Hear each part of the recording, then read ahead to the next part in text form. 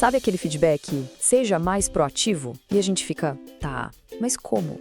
É exatamente sobre isso que a gente vai conversar hoje. Vamos ver como dá para transformar essas frases vagas em ações de verdade, com duas habilidades de comunicação que são, olha, essenciais. Pois é, essa é a pergunta de 1 milhão, né?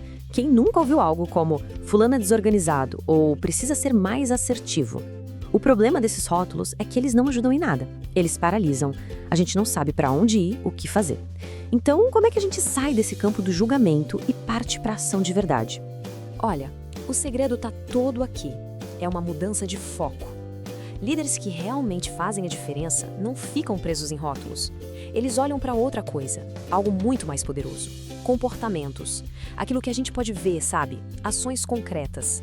Pensa só um pouquinho. Se alguém é chamado de desmotivado, o que essa pessoa faz? O que ela muda? É uma palavra que pode significar 1000 coisas. É um verdadeiro labirinto. Fica impossível agir em cima de algo tão etéreo, né? É por isso que, na prática, esse tipo de feedback quase nunca dá resultado. E é aí que entra a nossa primeira grande habilidade, a especificação. Pensa nela como uma espécie de lupa de detetive. É a capacidade de olhar além do rótulo e perguntar, ok, mas o que aconteceu de fato? Quais foram as ações que levaram a essa conclusão? E essa imagem do iceberg, ela é perfeita para explicar isso. A pontinha que a gente vê fora da água são os rótulos, proativo, bagunceiro.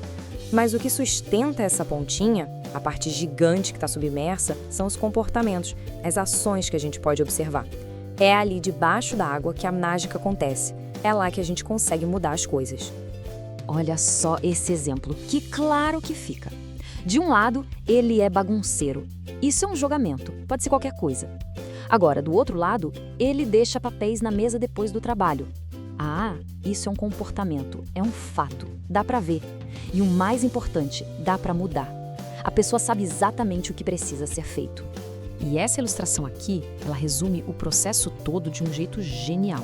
É como se a gente pegasse o rótulo, tipo bagunceiro, e colocasse numa máquina de filtrar. A pergunta que essa máquina faz é uma só. O que essa pessoa faz especificamente? E o que sai do outro lado? O comportamento observável, limpinho. Deixa papéis na mesa. Simples, né?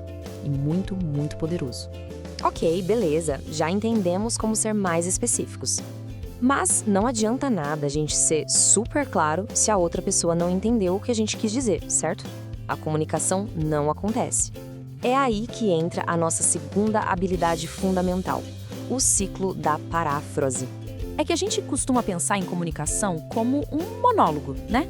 A gente fala, joga informação para o outro e pronto, trabalho feito. Mas não é bem assim.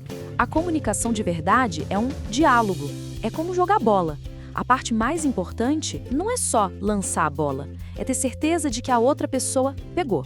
Esse esquema aqui mostra direitinho como funciona. Olha só, a pessoa que fala, o emissor, manda a mensagem.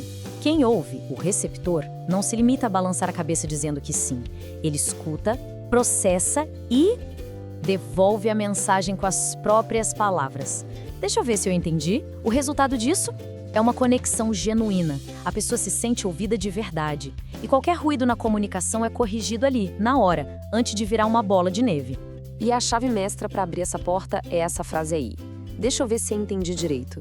Parece uma coisa boba, de tão simples, mas o poder que essa frase tem de construir pontes e evitar mal-entendidos é gigante.